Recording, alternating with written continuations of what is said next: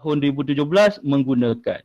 Seterusnya tahun 2 pada 2018, tahun 3 pada 2019 dan pada tahun ini, okey, KCSR semakan digunakan oleh murid-murid tahun 4.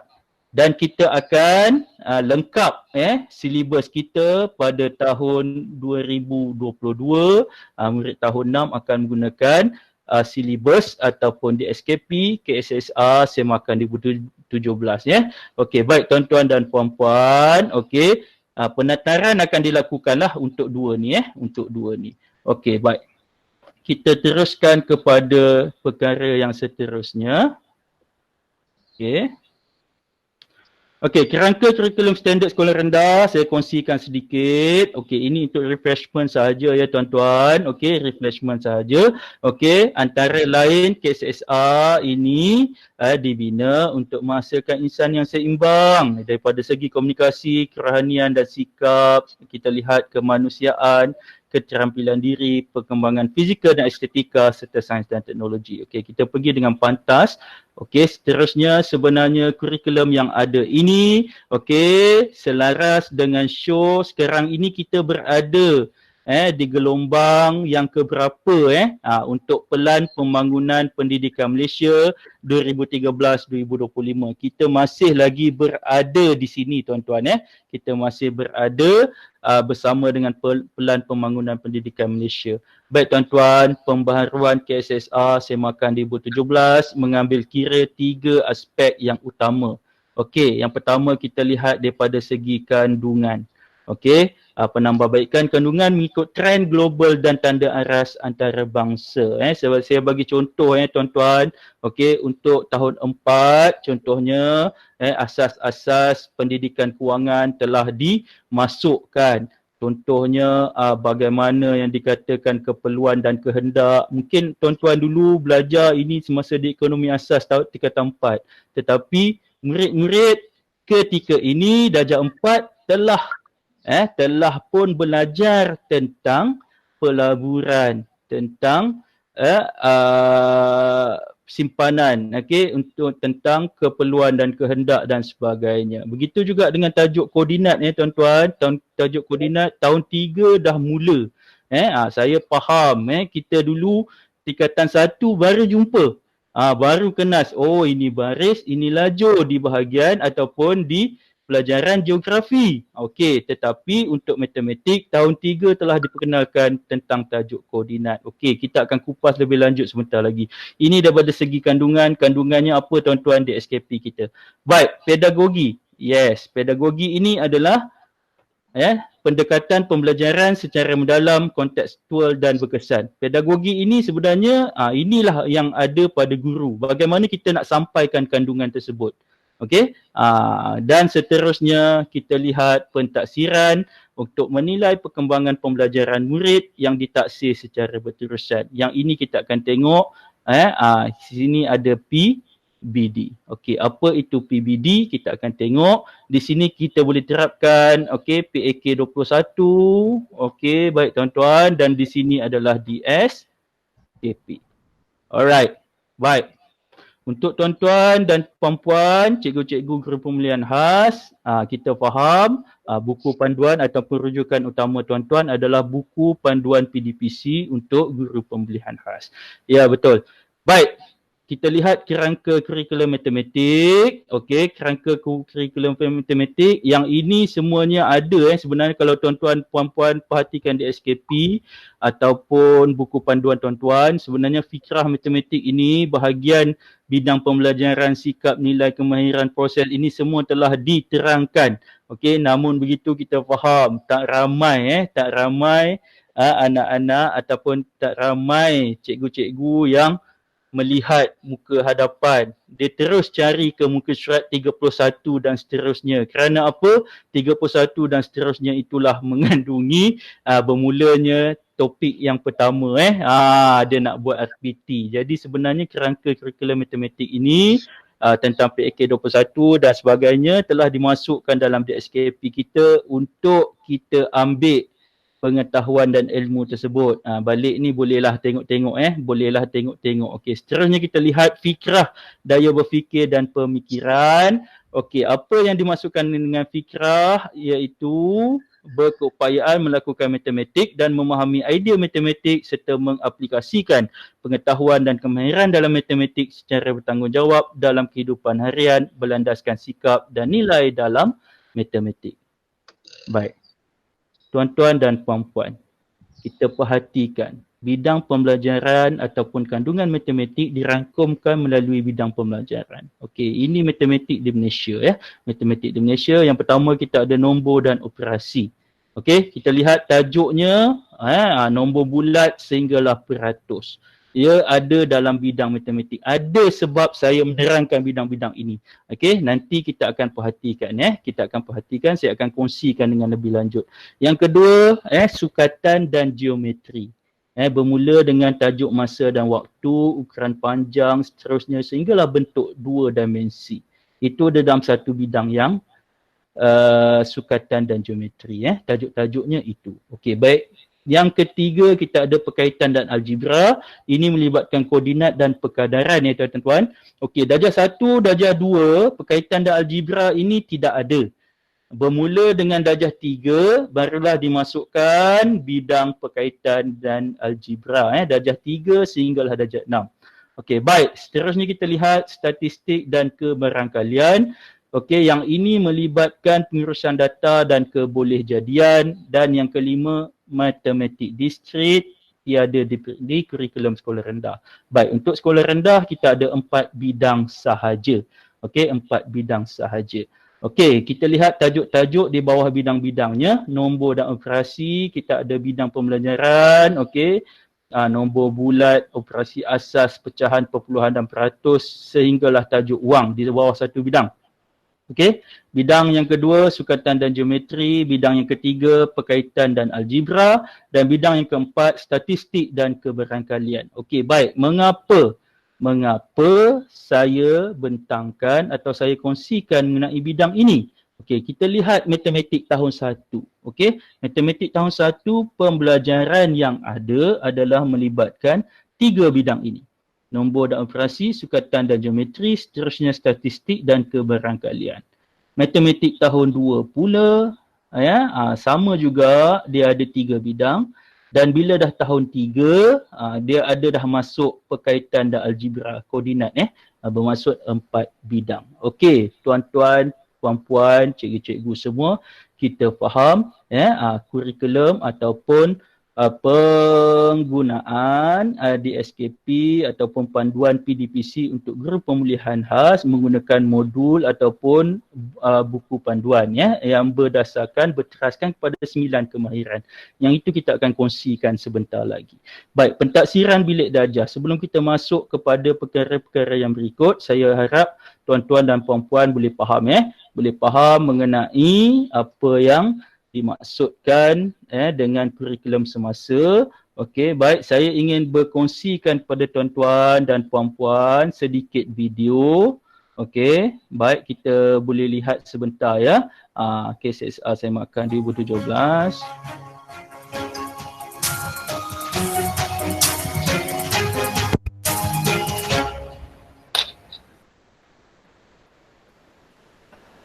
KSSR atau Kurikulum Standard Sekolah Rendah adalah satu transformasi kurikulum bagi memastikan murid menguasai pengetahuan dan kemahiran pada abad ke-21.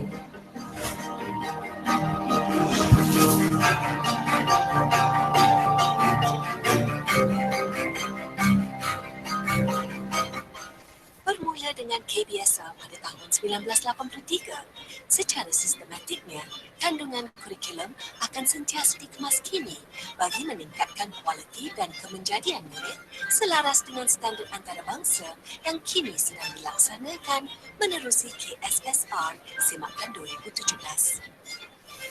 Pelaksanaan KSSR Semakan 2017 turut mengambil kira hasrat Pelan Pembangunan Pendidikan Malaysia BPPM 2013-2025 yang menyarankan KBSR disemak dengan memberi penekanan kepada penguasaan abad ke-21.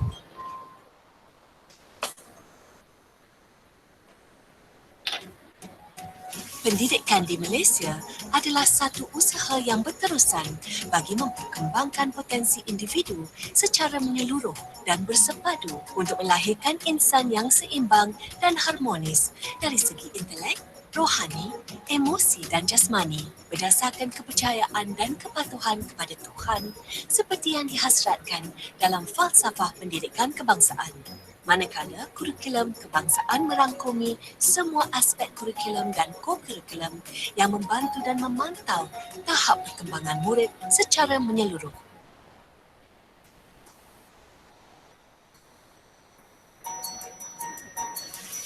Matlamat umum KSSR Semakan 2017 adalah untuk memperkembangkan potensi murid secara menyeluruh dan bersepadu menerusi objektif pembelajaran yang melengkapkan murid dengan ilmu pengetahuan, kemahiran dan nilai. Fokus KSSR Semakan 2017 adalah untuk memastikan murid mencapai standard pembelajaran yang ditetapkan mengikut tahap iaitu tahap 1 dan tahap 2. Tahap 1 adalah dari tahun 1 hingga tahun 3, manakala tahap 2 adalah dari tahun 4 hingga tahun 6. Tahap 1 memberi penekanan kepada kemahiran membaca, menulis, mengira dan menakul 4M serta pembentukan sahsiah dan nilai. Manakala tahap 2, penekanan diberikan kepada pengukuhan dan aplikasi kemahiran 4M di samping penguasaan kemahiran yang lebih kompleks, pemerolehan pengetahuan dan perkembangan sahsiah dan nilai.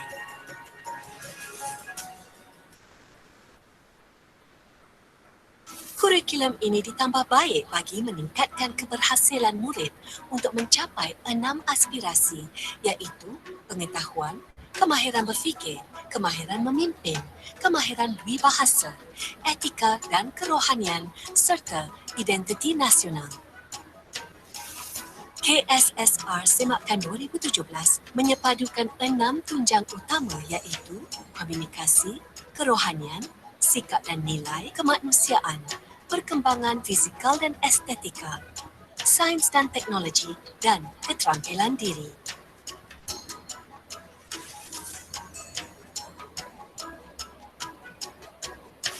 KSSR digubal dalam bentuk pernyataan standard bagi memastikan equity dan kualiti pendidikan kepada semua murid. DSKP KSSR Semakan 2017 mengintegrasikan kurikulum dan pentaksiran. DSKP merangkumi standard kandungan SK, standard pembelajaran SP dan standard prestasi SPI.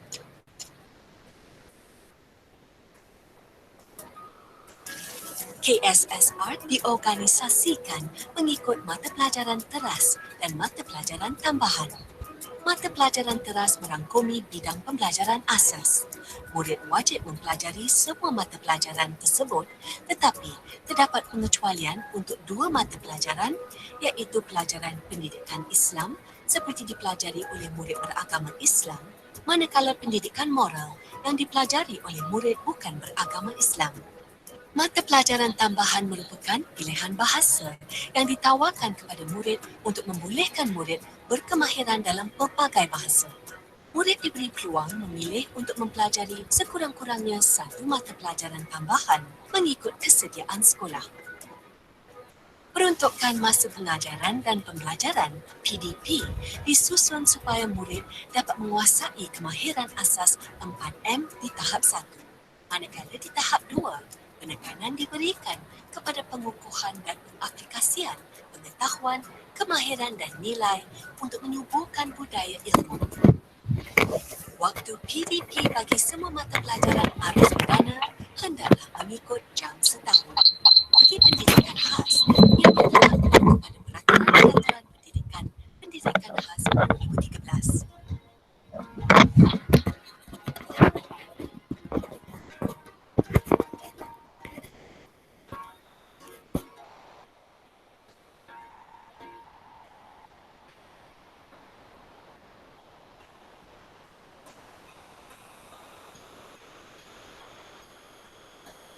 Bagi menghadapi persaingan global yang semakin sengit, KPM memberi penekanan kepada kemahiran berfikir aras tinggi di dalam KSSR bagi melahirkan murid yang mampu berfikir secara kritis dan kreatif serta berupaya berkomunikasi dengan berkesan.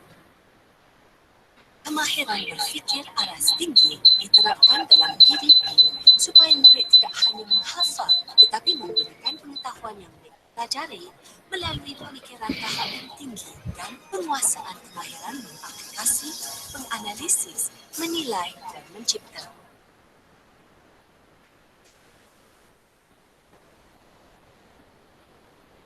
Untuk memastikan kemahiran berfikir aras tinggi dapat dicapai, strategi PDP yang sesuai harus memberi penekanan kepada aplikasi, kaedah dan teknik nilai pembelajaran murid, kesesuaian bahan dan kesedaran pembelajaran.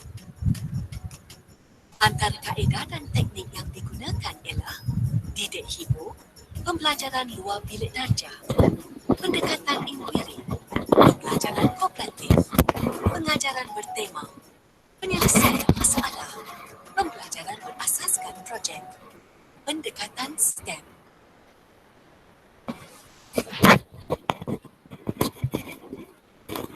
Sebagai nilai tambah kepada pengetahuan dan kemahiran murid, elemen merentas kurikulum atau EMK diterapkan dalam proses PDP dan ia ada dinyatakan dalam dokumen standard kurikulum dan pentaksiran KSSR Semakan 2017. Video.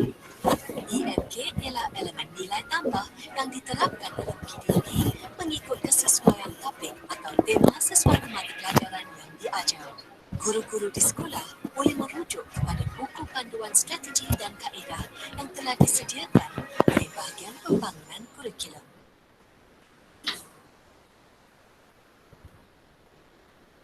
Melalui KSSR Semakan 2017, PBD atau pentaksiran bilik darjah telah diperkenalkan. PBD berlaku secara berterusan dalam bentuk formatif dan sumatif bagi membantu guru untuk mengesan perkembangan pembelajaran murid, mengenal kekuatan dan kelemahan murid, serta mengetahui keberkesanan pengajaran supaya guru dapat merancang dan mengambil tindakan susulan kepada murid. Pembelajaran abad ke-21 dijadikan landasan dalam KSSR Semakan 2017 bagi meningkatkan kualiti pendidikan dan pembelajaran yang membentuk warga negara yang bersaing di peringkat global, berdaya tahan, berprinsip dan patriotik yang membawa Malaysia ke status negara maju.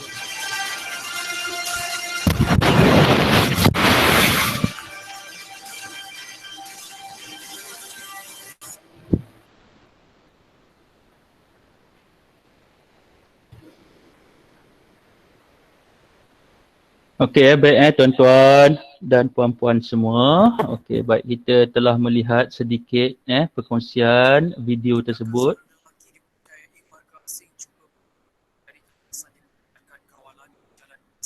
Termasuk pula video yang lain pula Okey, baik, kita lihat, perhatikan tuan-tuan dan puan-puan.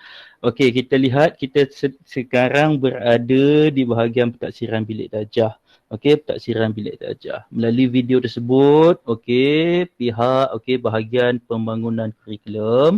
Okey, ingat tuan-tuan, puan-puan, okey, kita nak lihat sebentar lagi pentaksiran bilik darjah ini berada di bahagian mana ada yang pentaksiran oleh BPK, ada pentaksiran oleh lembaga, ada pentaksiran oleh BPSS dan ada juga yang dikendalikan oleh BPSH. Yang ini yang saya maksudkan. Baik, kita lihat kerangka PBS. Okey, PBS ataupun pentaksiran berasaskan sekolah. Okey, kita boleh bahagikan kepada dua bahagian Yang pertama adalah komponen akademik dan komponen bukan akademik. Okey, ada 4 jenis pentaksiran pentaksiran berasaskan sekolah PBS. Okey. Baik, yang pertama adalah pentaksiran pusat. Yang ini adalah UPSR lah. UPSR, PT3 dan juga SPM. Okey, dikendalikan oleh lembaga pepesaan. Okey, seterusnya fokus kita adalah kepada pentaksiran sekolah ataupun sekarang dikenali sebagai PBD. Pentaksiran bilik darjah. Selain daripada itu juga kita ada PAJSK. bahagian pembangunan, sukan dan seni. Seterusnya kita ada psikometrik oleh BPSH.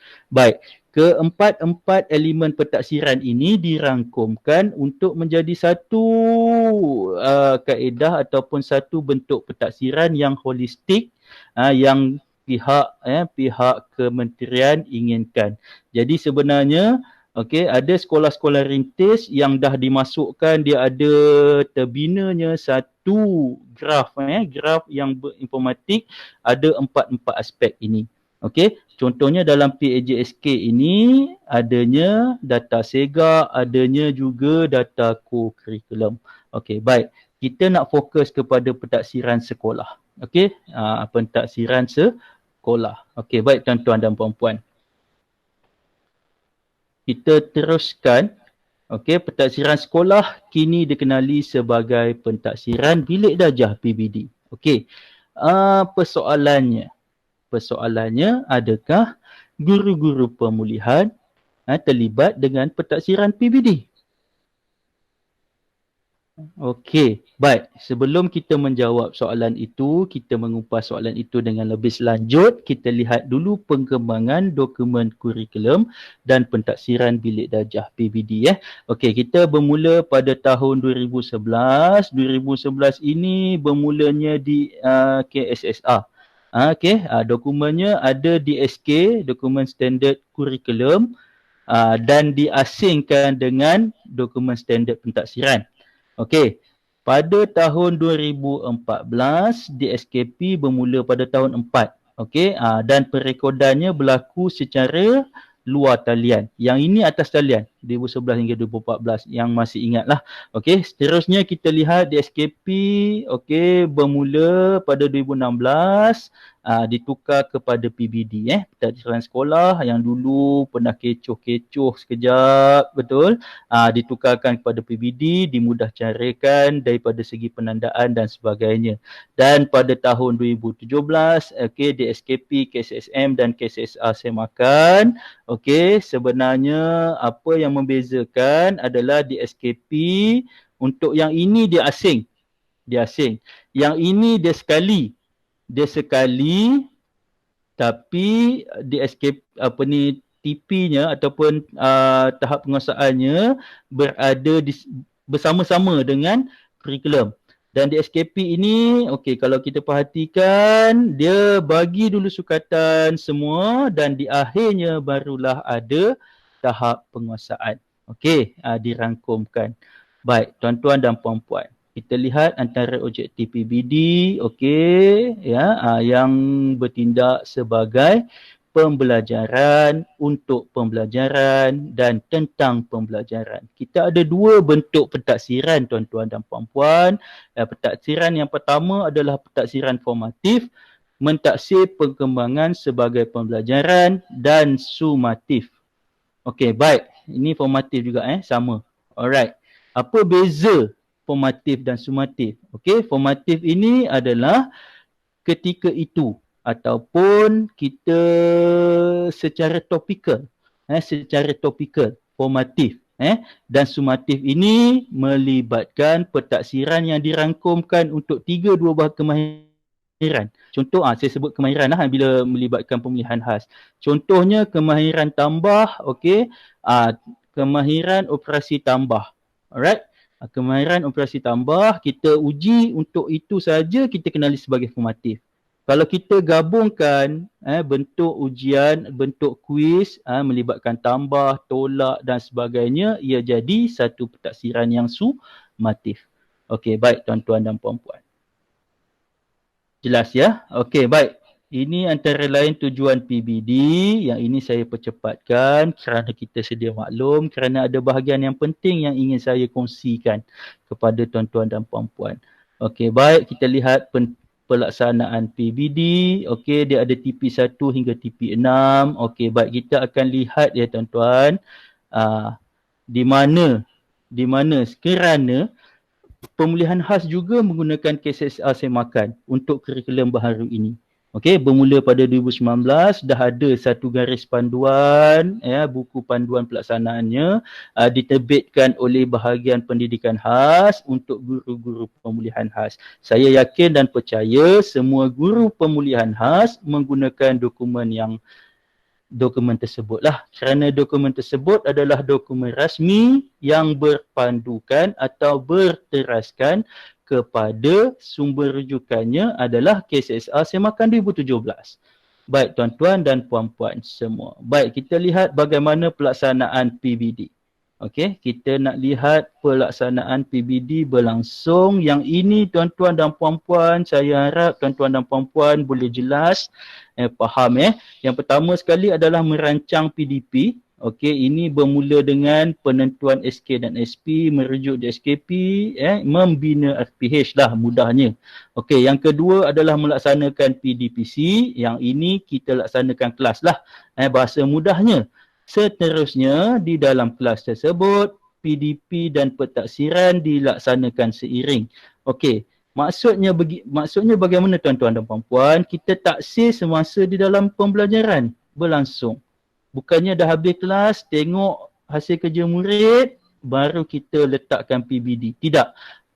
PBD ini berlaku, pentaksiran yang berlaku secara berterusan sepanjang PDPC. Okey, dan yang ini perkara yang sangat penting. Okey, kita melihat yang perkara yang ketiga adalah perekodan. Perekodan dan pelaporan PBD adalah sesuatu yang berbeza. Okey, apa bezanya tuan-tuan? Okey, pelaporan dilaporkan 2 kali setahun sekurang-kurangnya. Okey, maksudnya pertengahan tahun dan akhir tahun. Manakala perekodan itu berlangsung secara berterusan. Maksudnya tuan-tuan perlu merekod PBD ini daripada mula sehinggalah tamat. Maksudnya daripada awal sehingga akhir ada satu perekodan untuk tuan-tuan dan puan-puan. Bagaimana tuan-tuan nak merekodkan, BPK tidak ada satu template khas. Maksudnya tuan-tuan dan puan-puan boleh menggunakan kaedah perekodan yang dirasakan sesuai dengan lokaliti tuan-tuan dan puan-puan.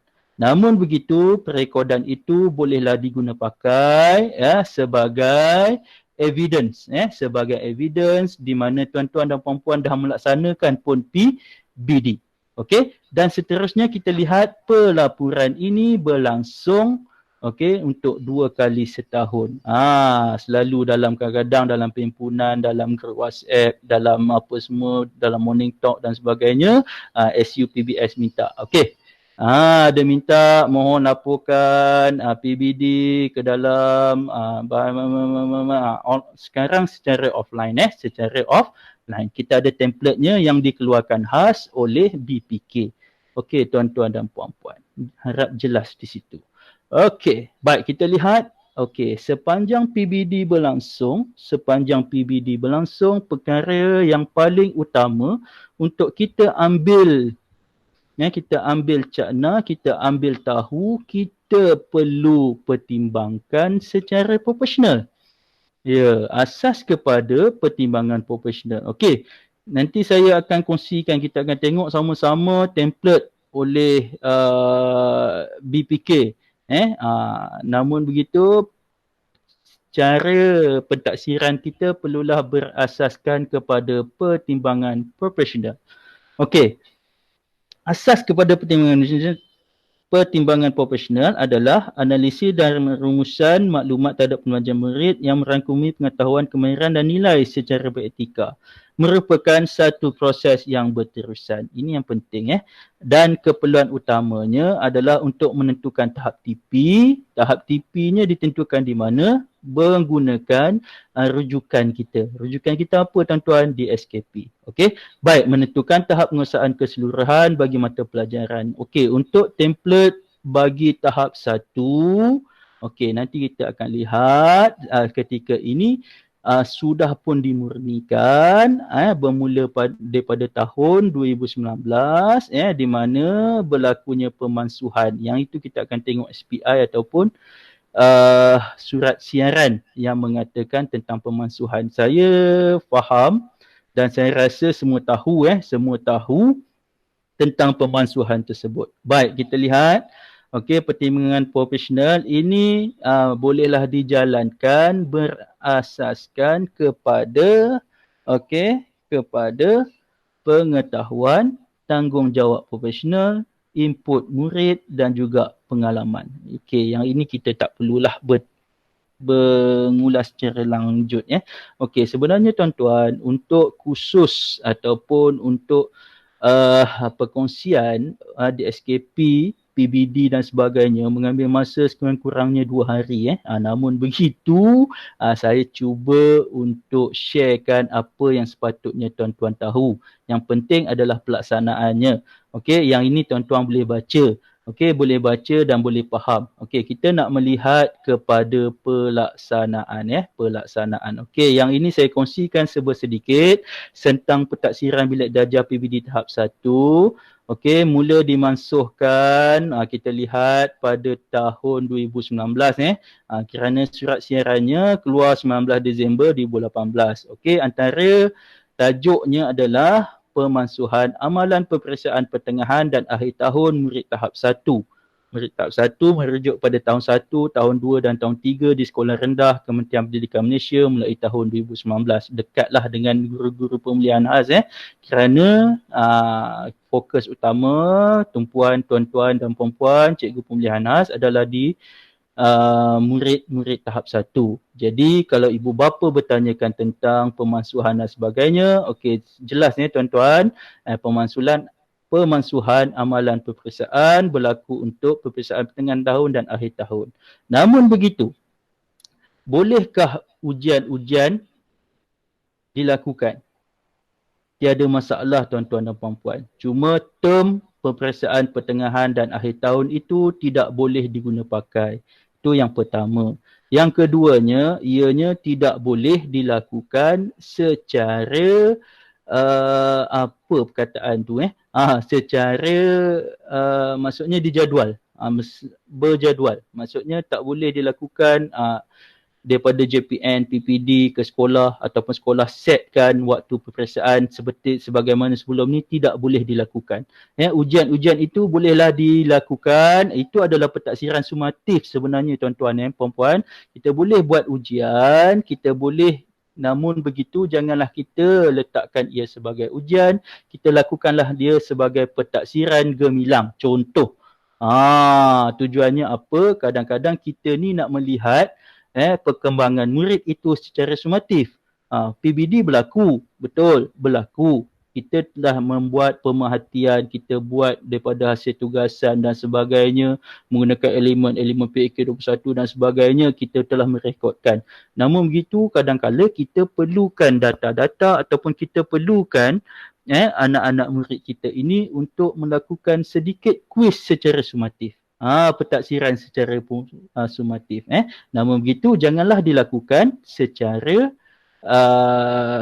besar-besaran. Bolehlah dilakukan di dalam kelas tuan-tuan dan puan-puan, dilakukanlah sebagai pentaksiran kuis, pentaksiran kuis. Dan garis panduan pelaksanaan PBD bagi murid tahap 1 juga sebenarnya dilampirkan dalam surat siaran tersebut. Okey tuan-tuan dan puan-puan. Okey, baik, ini pelaksanaan PBD melalui aktiviti pembelajaran. Kalau kita perhatikan tuan-tuan dan puan-puan, cikgu-cikgu semua, kita ada projek mudah, kita ada bercerita, kita ada kuis, kita ada permainan, kita ada main peranan dan aktiviti-aktiviti lain yang bersesuaian. Sebenarnya cikgu-cikgu adalah yang pakar dalam melaksanakan ataupun mengendalikan murid-murid di sekolah cikgu.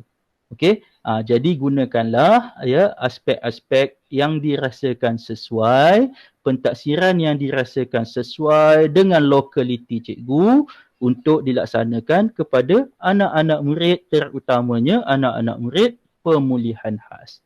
Okey, baik, kita lihat pelaporan pentaksiran bilik darjah sebagaimana yang saya maklumkan sebentar tadi. Okey, pelaporan ini dilakukan secara luar talian dan template ini dikeluarkan oleh BPK. Okey, persoalannya timbul di sini tuan-tuan.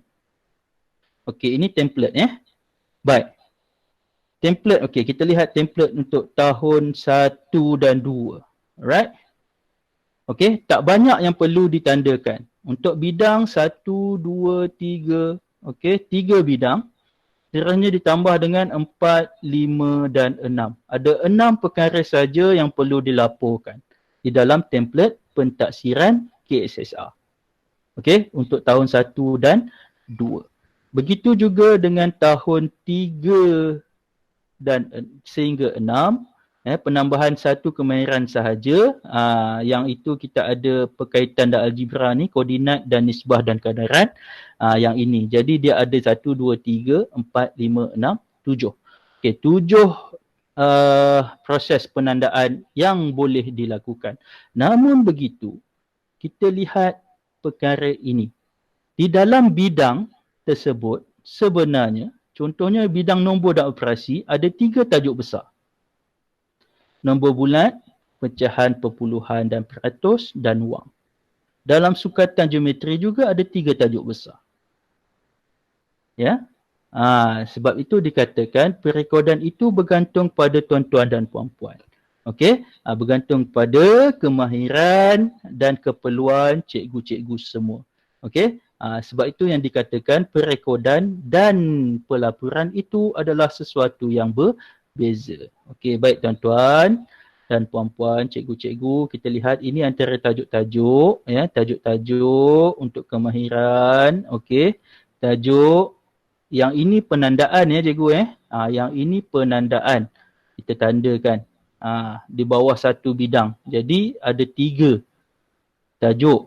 Di bawah 3 tajuk itu ada pecahan kemahiran yang lain. Jadi bagaimana kita nak merekodkan? Ya, jawapannya ada pada tuan-tuan dan puan-puan. Okey, tiada ketetapan untuk merekod cara yang bagaimana. Okey. Baik tuan-tuan, kita lihat. Okey, inilah yang dokumen yang cikgu-cikgu pakai sekarang. Cikgu-cikgu pakai sekarang. Okey, baik. Saya harap semua cikgu dah ada salinan buku panduan pengajaran dan pembelajaran matematik program pemulihan khas. Kerana kita faham sebagaimana guru-guru di aliran perdana menggunakan DSKP sebagai rujukan utama untuk kurikulum PDPC cikgu-cikgu di aliran perdana. Dan untuk pemulihan khas, buku panduan pengajaran dan pembelajaran matematik program pemulihan khas. Jadi sebenarnya ini adalah dokumen yang nak kata baru pun barulah sebab kalau kita lihat tahun terbitannya adalah tahun 2019. Jadi kita lihat pemetaan kemahiran pemulihan matematik. Mungkin ada berbeza sedikit dengan yang sebelum ini. Sebelum ini yang digunakan pakai oleh guru-guru pemulihan. Okey, kita lihat pemetaan kemahiran ini. Okey, bermula daripada tajuk yang pertama pranombor sehinggalah masa dan waktu. Ada 9 kemahiran. Okey. Kalau saya silap betulkan saya Ada 9 kemahiran, di antaranya pranombor, konsep nombor, nombor bulat, operasi tambah, operasi tolak, operasi darab, operasi bahagi, operasi yang melibatkan wang. Okey, baik. Tuan-tuan dan puan-puan, cikgu-cikgu semua. Baik. Kalau kita perhatikan pemetaan ini sebenarnya diambil kira ataupun berdasarkan KSSR semakan 2017. Kenapa saya berkata begitu? Berdasarkan dokumen ataupun dokumen ini kita lihat contohnya tajuk kuantiti secara intuitif diambil daripada KSSR semakan 2017. Dah dinyatakan di situ. Sama juga untuk kemahiran 3, nilai nombor, menulis nombor, rangkaian nombor, nilai tempat. Dan standard pembelajarannya bila kita semak dengan dokumen DSKP, memang dia ambil terus. Bermaksud di situ standard pembelajaran untuk murid pemulihan dan murid perdana itu ya adalah standard yang sama. Okey? Standard yang sama. Okey, baik tuan-tuan. Kita lihat. Okey, baik. Kita lihat di bawah tajuk, okey, untuk tahun 1 untuk tahun 1, okey, kita lihat di bawah tajuk nombor, okey, nombor kemahiran 3. Okey, tajuk yang terakhir ataupun bahagian yang terakhir adalah 1.6 menyatakan nilai tempat dan nilai digit bagi sebarang nombor.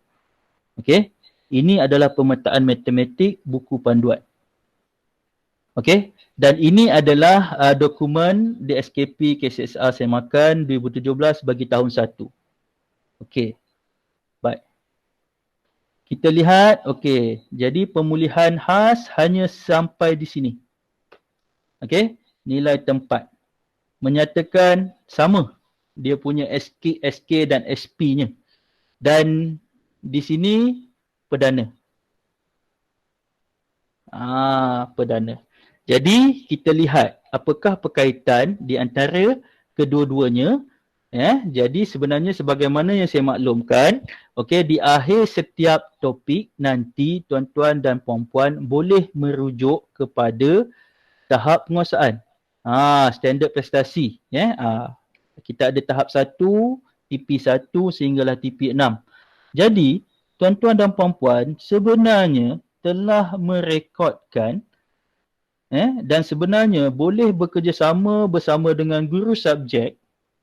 Sebenarnya tuan-tuan telah berada sehingga tahap 2. TP2. Menentukan nilai nombor dan menyusun nombor dalam tertib. Dan sebahagian di TP3. Kerana pola nombor ini bukanlah di bawah tanggungjawab tuan-tuan dan puan-puan. Jelasnya begitu Jadi sebenarnya tuan-tuan dan puan-puan boleh merekodkan PBD sehingga TP2. Jelas di situ.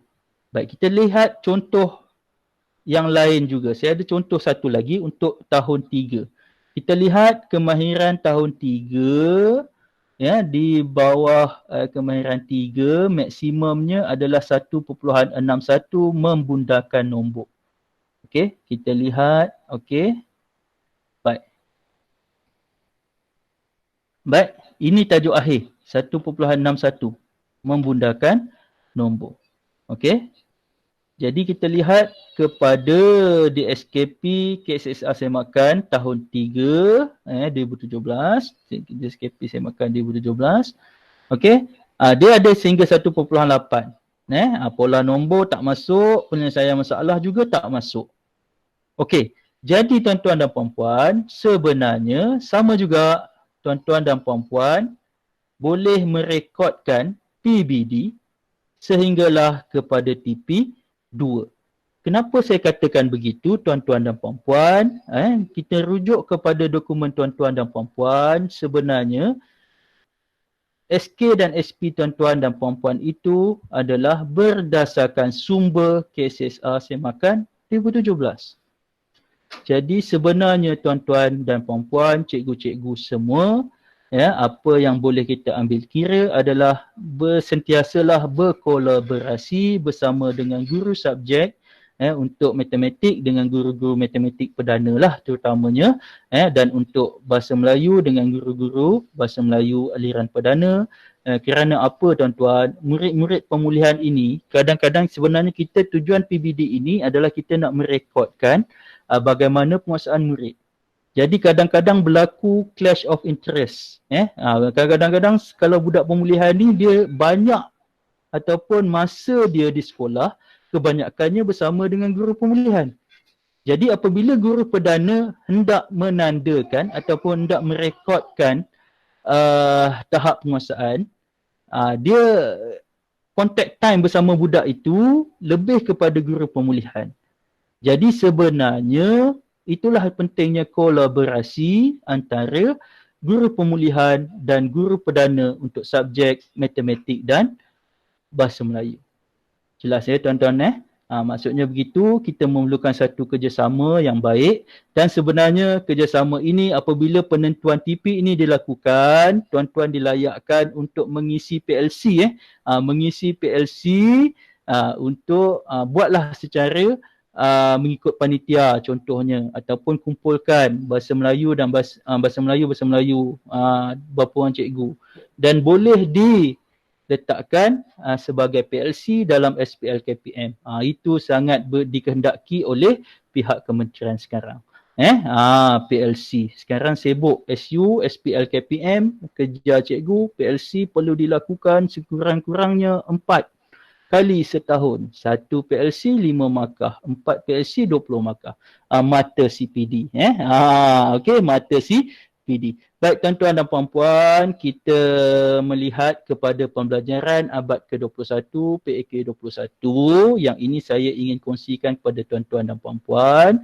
Kita telah lihat tadi dokumen kita di SKP, KSSR, semakan 2017. Tahun 1, tahun 2, tahun 3, tahun 4 dah ada.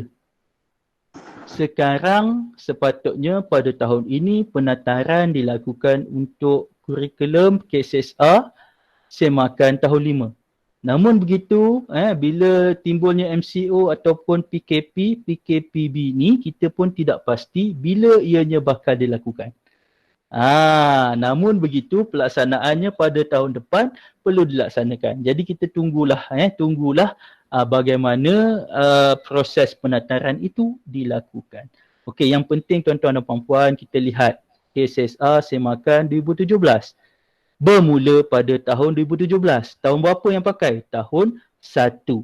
2018 tahun 2. 2019 tahun 3. 2020 tahun 4 dan pada tahun hadapan 2021 murid-murid mungkin ada di kalangan cikgu yang ada anak-anaknya yang terlibat anak-anak yang darjah 3, darjah 4, darjah 5. Sebenarnya darjah 5 tahun depan menggunakan kurikulum KSSR semakan.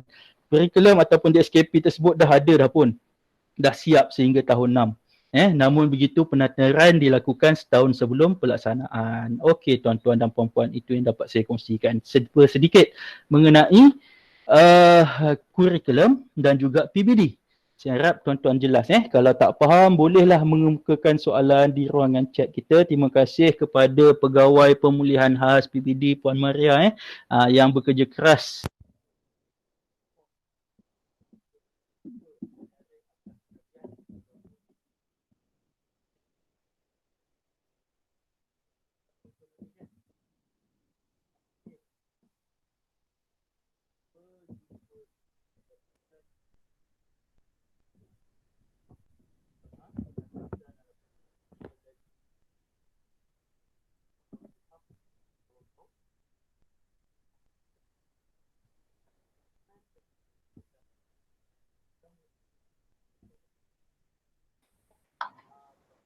Cuma boleh dengar ke Cikgu Azizul? Cikgu Azizul? Cikgu Azizul? Okey. Okey, boleh dengar. Hilang lama juga. Oh ya ke? Okey, minta maaf. Tertarik yang ni kabel ni. Okey. Banyak sangat alatannya. Oh ya ke? Okey, sambung. Okey, terima kasih. Dia tak dengar. Kadang-kadang kita tak perasan cikgu-cikgu. Kan? Kabel ni, alatan elektronik ni biasalah. Tadi saya duk risau juga pagi. Hujan dah turun. Bila hujan turun ni, line dia kadang-kadang kacau cikgu. Line dia kadang-kadang memang kacau. Jadi kita ada pengalaman kita buat Google Meet dengan 250 maksimum. Google Meet boleh muat 250 tuan-tuan dan puan-puan. Kita bersembang sebentar. Dan di samping itu juga dia pancarkan guna YouTube live. Jadi pihak teknikal jenuh lah. Kalau cikgu-cikgu ni tak ada masalah. Kita cakap mute mic. Turn off your mic. Semua dah turn off. Tak ada gangguan. Saya bercakap dah sorang-sorang. Kadang-kadang bila kalau Puan Maria tak cakap, tak dengar, saya pun tak tahu. Saya terus je cakap.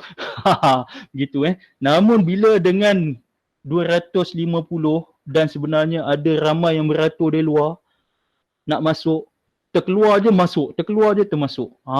Berlaku penceramah cikgu dia terkeluar di saat akhir 2-3 minit. Jenuh berapa kali, rejoin baru dapat masuk. Itulah teknologi sebenarnya. Okey, berkaitan dengan teknologi juga kita nak katakan di sini PAK21 sebenarnya bukanlah berasaskan teknologi. Teknologi itu adalah bahan bantu sahaja ya tuan-tuan dan puan-puan. Sebenarnya bergantung pada lokaliti tuan-tuan dan puan-puan. Kalau tak ada teknologi tak boleh PAK21. Itu pandangan yang tidak sepatutnya. Okey, kita lihat apa yang dimaksudkan dengan standard asas PAK21. Bila sebut PAK21 je, dalam kepala kita kita kena ada apa berpusatkan murid. Berpusatkan murid, student centered. Itu sahaja. Bukan teknologi. PAK21 mesti nak kena guna ICT. Tak guna ICT tak boleh. Kadang-kadang saya nak berkongsi dengan tuan-tuan dan puan-puan. ICT ini memanglah satu yang membantu.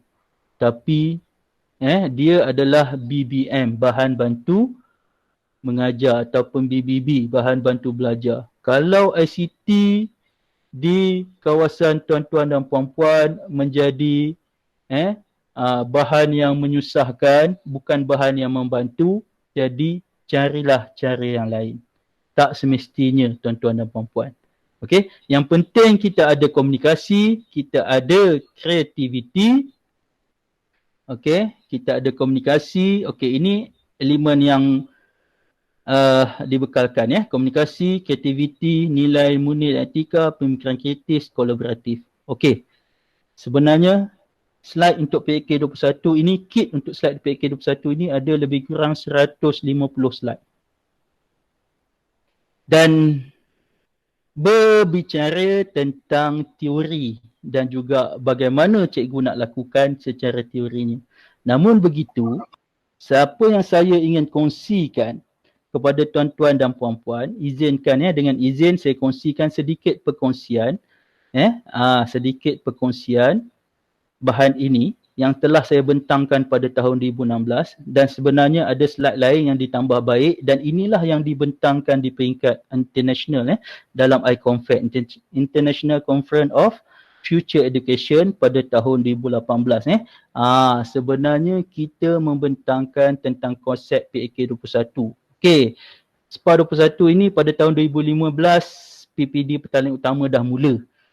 Dulu namanya SPA 21, Sistem Pendidikan Abad 21.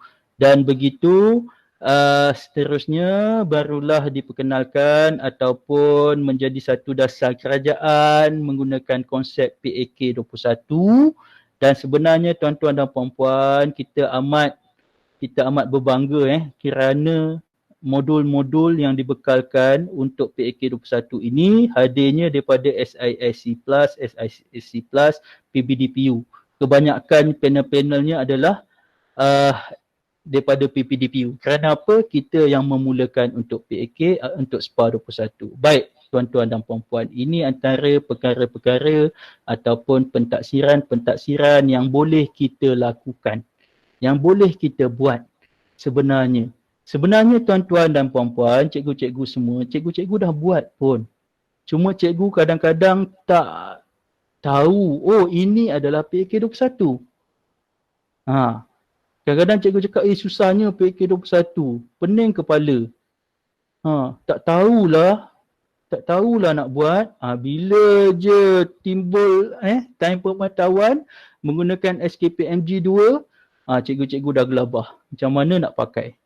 Dan sebenarnya cikgu-cikgu, apa yang cikgu buat itu dimurnikan menggunakan terms dan mematuhi untuk PAK21, cikgu boleh laksanakan.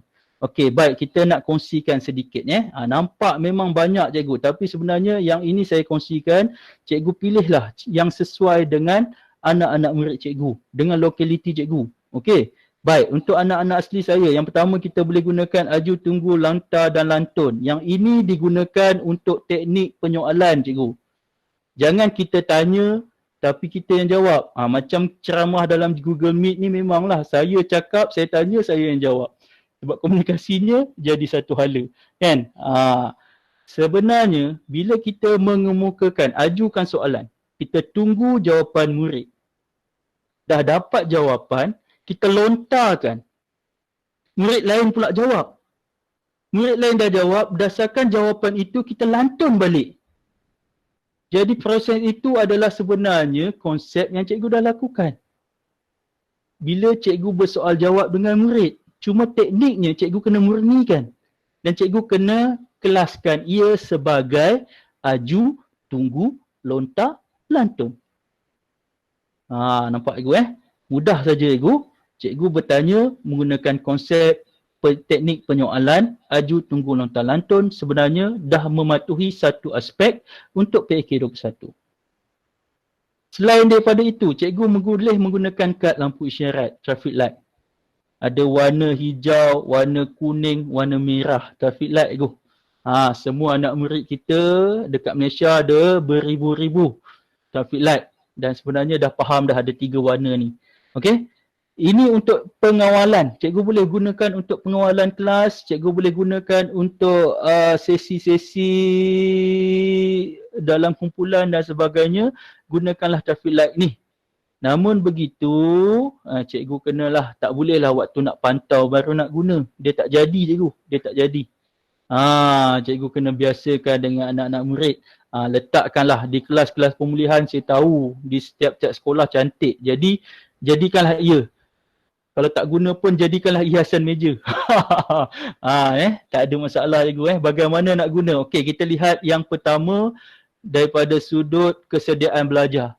Cikgu kadang-kadang tak perlu nak cakap cikgu Tak perlu nak cakap kata diam. Okey semua diam. Okey semua ni tak perlu cikgu. Cikgu kadang-kadang cikgu boleh ada pada cikgu angkat saja merah. Mana murid-murid dah tahu dah. Senyap. Lepas tu cikgu boleh nak mula-mulakan kelas. Okey semua sudah bersedia. Semua angkat hijau. Maksudnya setelah bersedia. Kalau merah tu mungkin dia nak ter lah kan. Dia tak bersedia lagi. Angkat hijau. Tak perlu cakap, ya sedia dan sebagainya. Kadang-kadang murid tahap 1 ni faham lah cikgu. Kalau yang bercakap banyak tu kadang kita nak stopkan pun susah. Yang tak bercakap lagi susah. Jadi sebenarnya bolehlah menggunakan kad lampu isyarat. Okey, baik tuan-tuan dan puan-puan. Dan contohnya juga saya bagi juga kalau contohnya kalau dah aktiviti kumpulan. Kita nak tahu kumpulan tu dah siap ke belum. Okey, kita tanya terus status kumpulan. Okey, bagaimana status? Ada kumpulan yang dah siap. Hijau. On the way. Kuning. Jam. Sangkut. Merah. Terus kita pergi kepada kumpulan tersebut dan kita bantu. Okey cikgu jelas cikgu Okey, seterusnya kita lihat tulis dan papa. Okey, ini kita boleh gunakan kalau ada sekolah-sekolah ataupun peruntukan lebih, bolehlah menggunakan mini whiteboard. Kalau tak ada pun cikgu gunakanlah apa yang boleh ditulis dan dipaparkan. Itu konsepnya. Konsepnya adalah murid menulis dan dipaparkan. Satu kelas boleh tengok. Tulis dan papar. Okey, kita lihat yang ketiga adalah all right round robin. Okey, yang ini aktiviti dalam kumpulan bukan seorang saja menulis, dia berpusing. Orang ni tulis 1, orang ni tulis 2, orang ni tulis yang ketiga, yang keempat. Itu kita namakan sebagai all right round robin. Jadi cikgu sebenarnya cikgu boleh masukkan aspek-aspek ini dalam PDPC cikgu. Jadilah PAK 21 sebenarnya. Okey, baik, seterusnya kita lihat mentaksir hasil kejerakan. Yang ini budak-budak cukup suka cikgu. Cukup suka kerana kita memberi peluang kepada anak-anak ini jadi cikgu. Dia semak kawan dia punya kerja. Dia semak kawan dia punya kerja. Tapi cikgu kena didik lah cikgu Cikgu kena orang kata apa? Dorong dia untuk memberikan ulasan-ulasan yang baik. Dia seronok cikgu, dia teruskan usaha. Cikgu dia sebab apa? Daripada dia 1 sampai darjah 3, cikgu dia tulis teruskan usaha. Kalau baik, baik. Maksudnya sebenarnya kata-kata pujian itu pelbagai cikgu. Cikgu boleh dia sangat seronok bila menanda betul dan memberikan komen yang positif kepada kawan-kawan dia.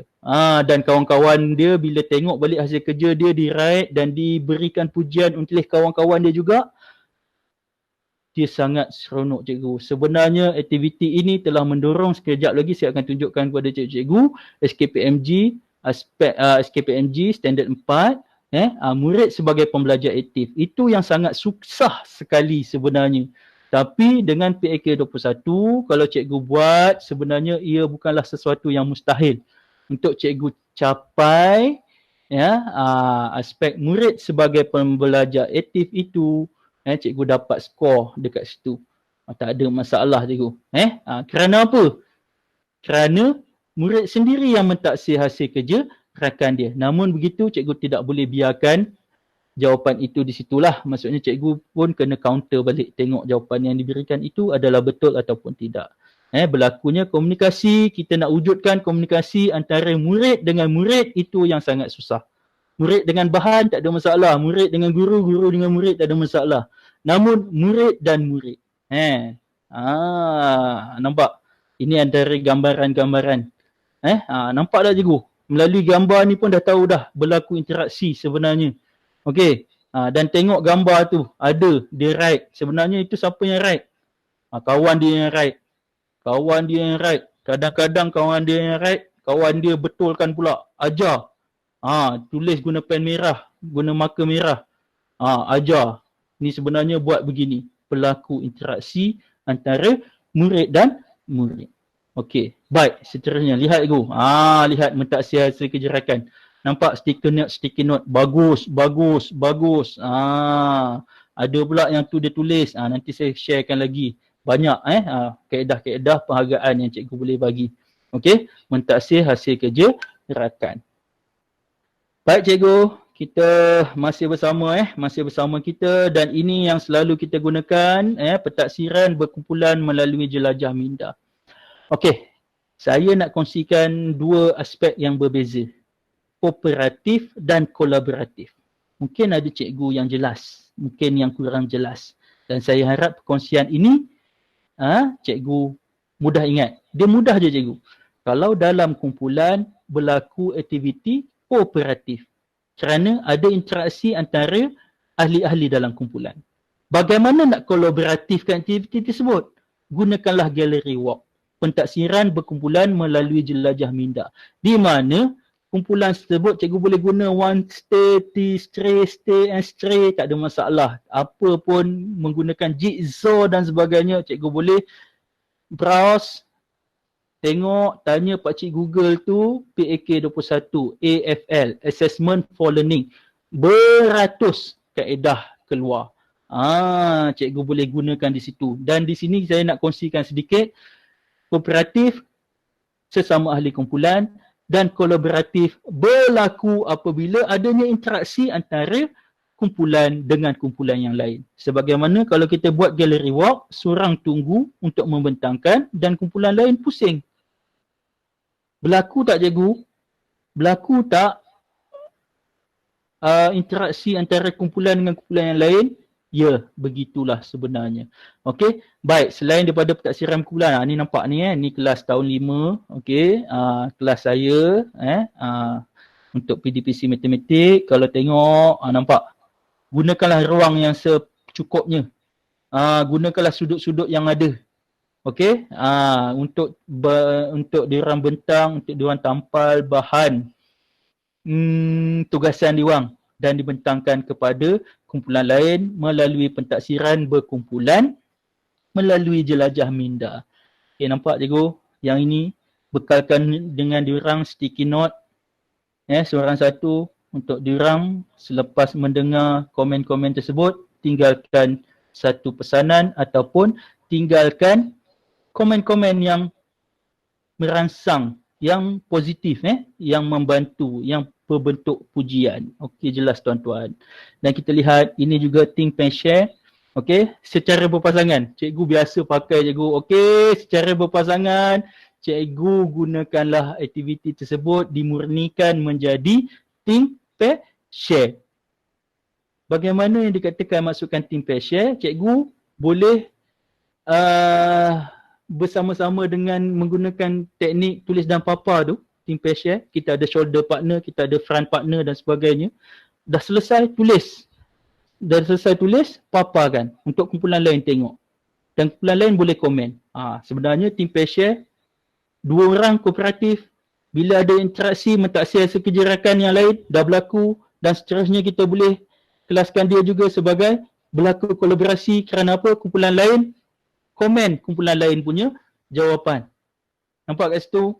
Okey, cuma kemahirannya cikgu rendahkanlah untuk pemulihan mungkin. Okey, cikgu boleh buat. Contohnya, okey, semua tulis nombor 2. Tulis dan papa. Tulis dan papa secara berpasangan. Lukis 2.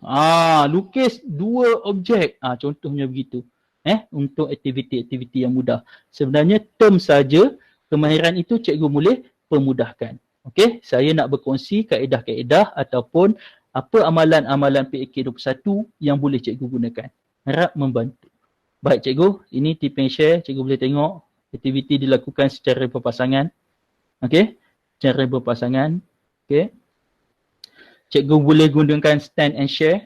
Okey, stand and share ini aktiviti kalau tak sempat nak gallery walk ataupun masa banyak dan sebagainya, cikgu boleh gunakan panggil kumpulan-kumpulan untuk bentang di hadapan.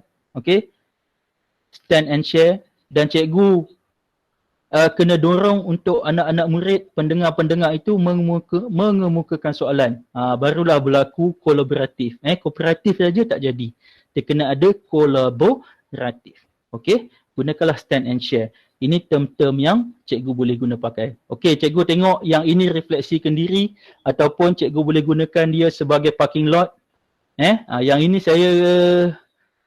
saya gunakan sebagai parking lot. Sebelum kelas berakhir, diorang tulis apa refleksi diorang.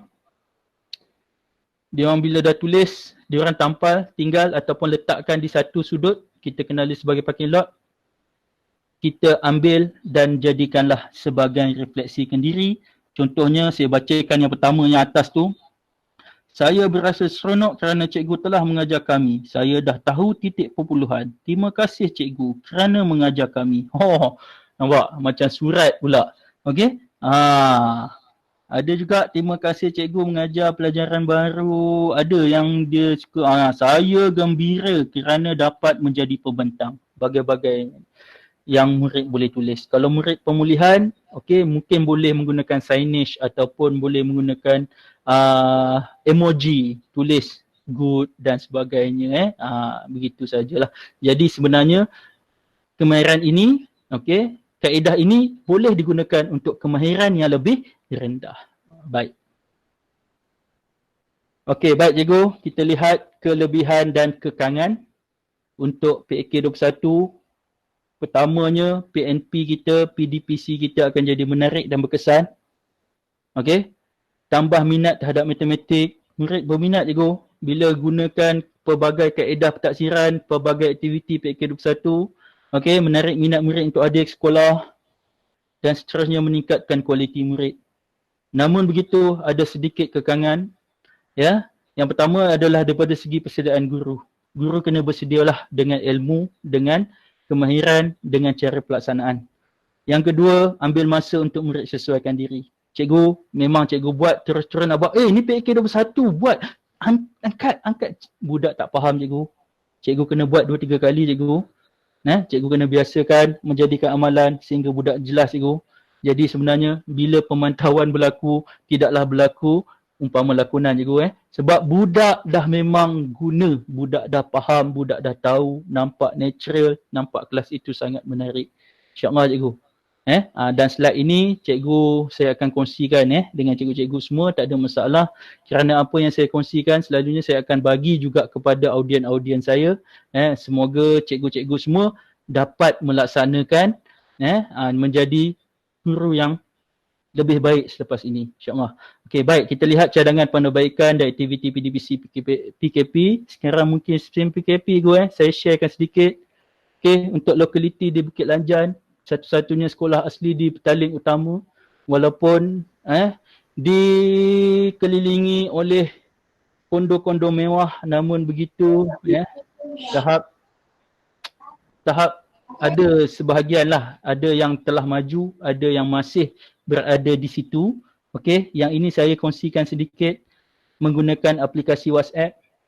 Ya, mak bapak kebanyakannya semua ada WhatsApp, bagilah tugasan. Cikgu boleh menggunakan tugasan tugasan contohnya ini berdasarkan buku teks digital.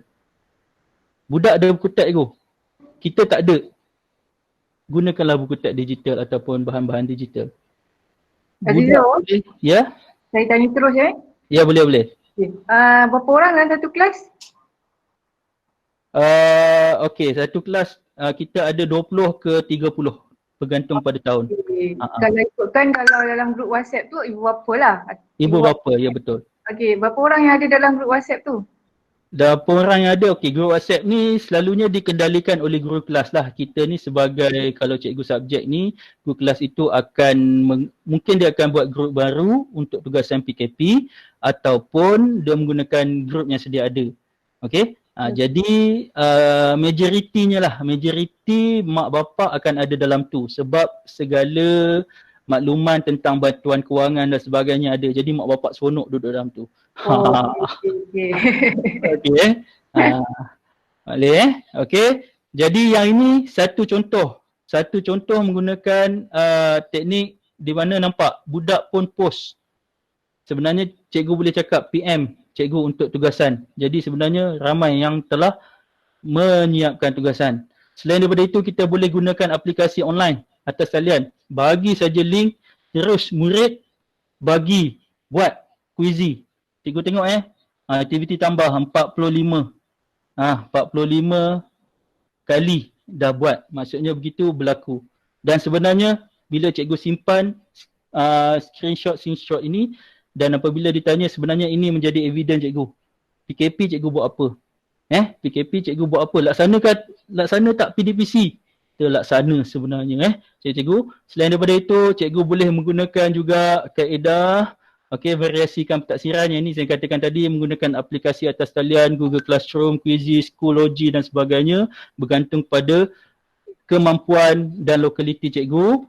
Dan yang ini saya ingin kongsikan. Ini saya bagi projek mudah cikgu projek mudah kita untuk budak-budak. Okey.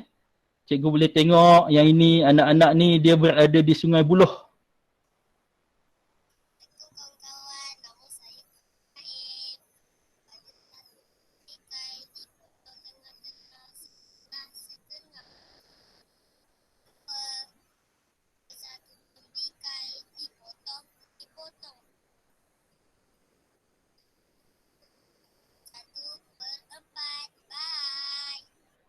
Okey cikgu lihat betapa gembiranya anak-anak ini.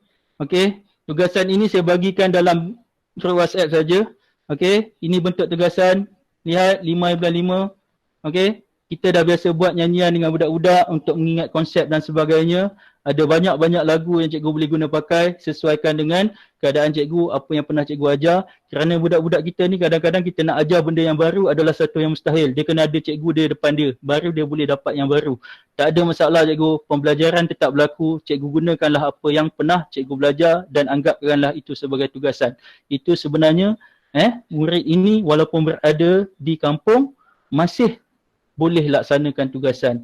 Banyak lagi share video-video yang saya dapat, yang saya dah buat dengan anak-anak ini. Dan sebenarnya kadang-kadang dan saya kumpulkan video tersebut, saya sharekan semula kepada grup untuk sebagai satu kadang-kadang anak-anak ini dah lama tak jumpa kawan-kawan dia. Tapi saya minta izinlah dengan ahli-ahli grup. Saya beritahu kalau ni mohon turn off sebelum kita share lah. Turn off auto download. Kadang-kadang mak bapak tak suka video banyak sangat masuk dan sebagainya. Ini biasalah cikgu bila teknologi ni. Kadang-kadang grup yang lain bagi video yang macam-macam, video yang apa-apa semua perkongsian dia tak kisah. Tapi dalam grup anak dia bising bila cikgu bagi tugasan, bagi video dan sebagainya. Tak ada masalah cikgu. Itu kita jadikanlah sebagai satu cabaran.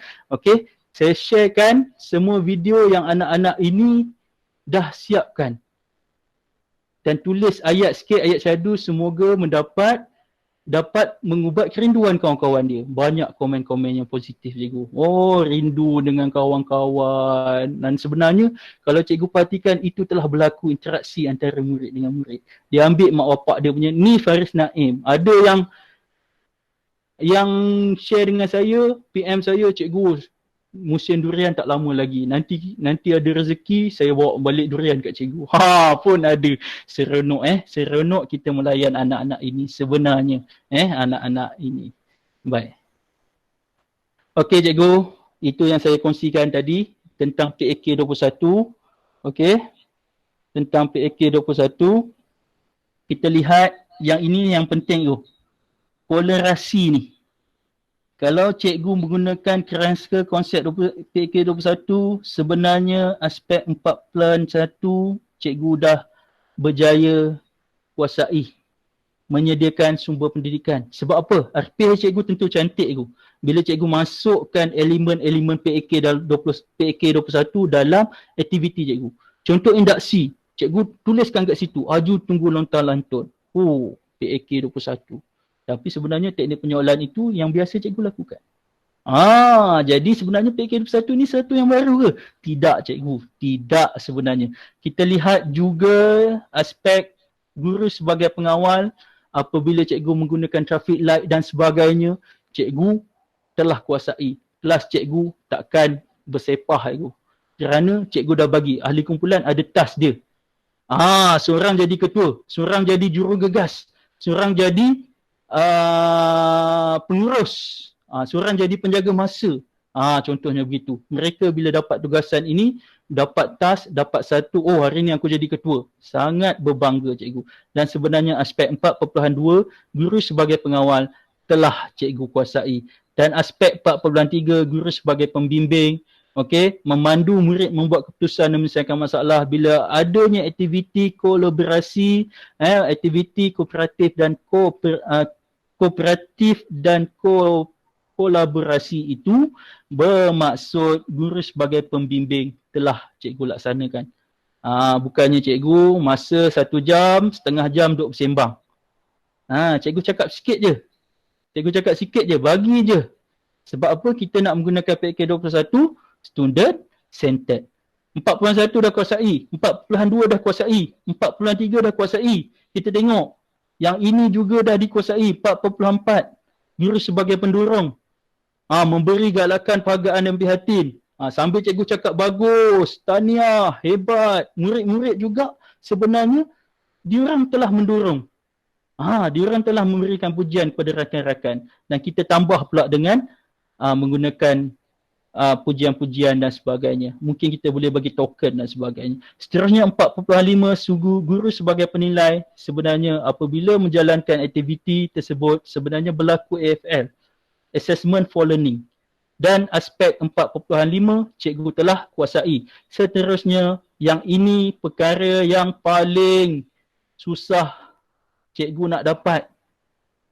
Murid sebagai pembelajar aktif. Tengok berkomunikasi, berkolaboratif, berkira kreatif, hati dan kian berhemah. Dan cikgu kalau amalkan aktiviti berkumpulan, menggunakan konsep-konsep PAK 21, insyaAllah cikgu, tak ada masalah cikgu. Sebab apa? Murid aspek 4.6, murid sebagai pembelajar aktif ini, cikgu boleh kuasai dengan jayanya. Baik cikgu, semoga perkongsian ini dapat digunakan untuk cikgu-cikgu di luar sana. Baik, saya suka untuk mengambil kenyataan mantan KPPM kita daripada sumber majalah pendidik November 2016. Pembelajaran abad ke-21 bukan setakat merujuk kepada penggunaan gadget, perkakasan dan perisian terkini teknologi ICT di dalam bilik darjah. Sebenarnya, pembelajaran abad ke-21 bermaksud guru menggunakan kaedah PDP, berpusatkan murid, student centered serta menekankan elemen membina kemahiran berfikir aras tinggi, kebat dalam diri murid. Baik cikgu.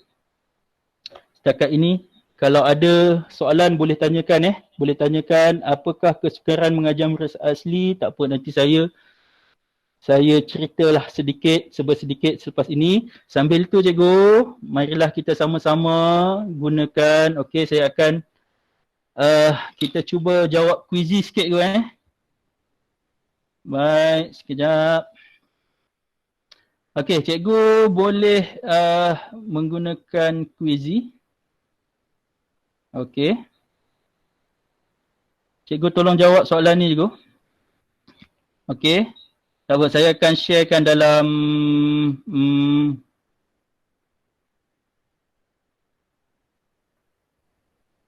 Okey, saya akan sharekan dalam bahagian chat ni.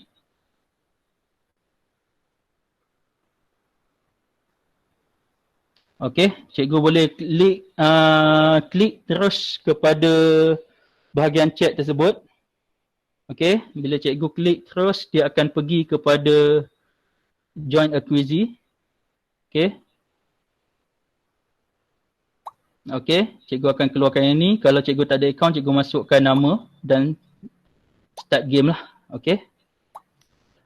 Okey, kita ada 4 peserta sedang meningkat naik. Bagi yang tak menggunakan link, cikgu boleh type saja quizzes QUIZIZZ dan cikgu join dan masukkanlah menggunakan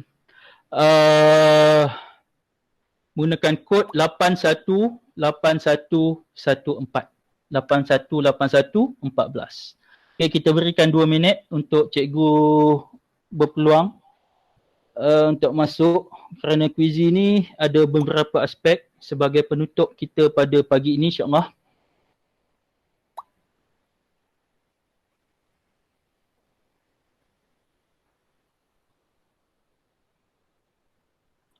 Ada dapat hadiah durian ke Zizul? Ya itu susah PKP ni. Kan, lemang nak raya ni pun tak tahu macam mana cerita lagi. Aduh. Okey, cikgu-cikgu, kita berikan ruang 1 minit yang terakhir 1 minit lagi untuk cikgu-cikgu yang cuba nak masuk.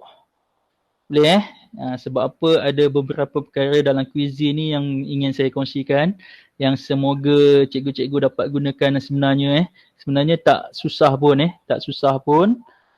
Sambil-sambil tu, okey. Saya rasa sebab dia orang guna untuk Meet dan juga ni dengan handphone, jadi saya rasa mungkin dia orang nak guna untuk ni ada masalah sikit kot. Tak ada masalah sebenarnya. Tak ada masalah kan? Handphone dia tak mati kalau Meet kan. Dia akan Google Meet tu dia pergi ke lain. Sebab sebelum ni dalam tuition sama pun saya pakai handphone je. Kawan-kawan saya yang control slide. Saya bercakap je tengok. Tak apa okey. Ada soalan-soalan sambil tu ke? Nak bertanya kepada saya yang boleh saya bantu pada rakan-rakan yang lain?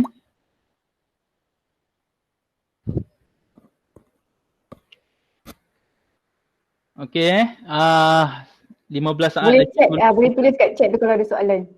Okey, boleh tulis Kalau nak tanya live pun boleh. Boleh. Selepas ini juga saya akan kongsikan juga saya akan kongsikan satu medium di mana menggunakan Google Classroom.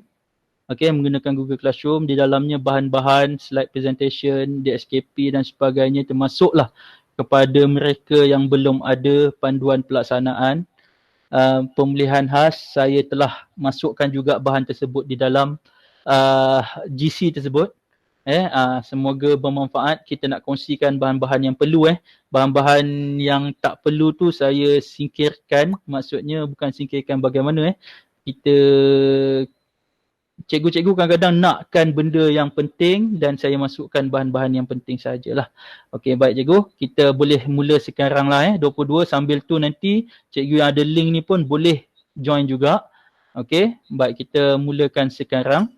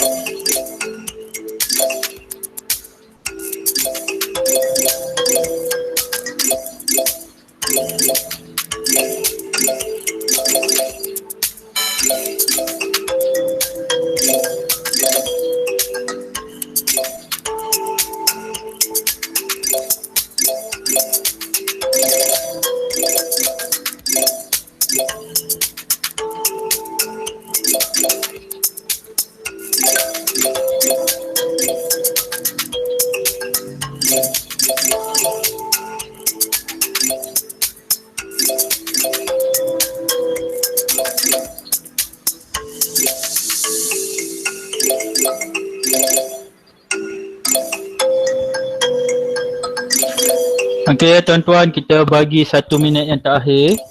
Sebab ada soalan yang memang mudah je sebenarnya. Kan?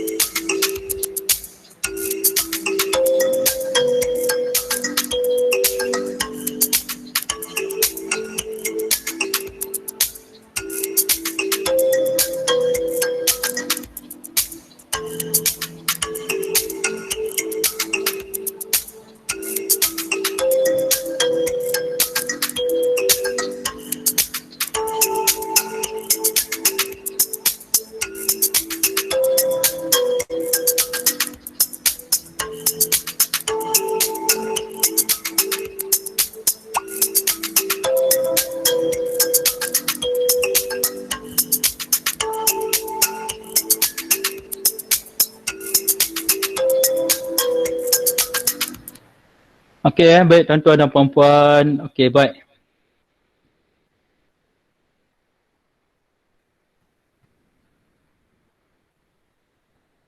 Okey, kita perhatikan di sini ini adalah aplikasi Quizzes yang cikgu boleh gunakan. Sebenarnya kalau cikgu perhatikan dalam soalan-soalan yang tadi. Okey, kita perhatikan kita kongsikan sedikit. Okey, soalan-soalan yang tadi.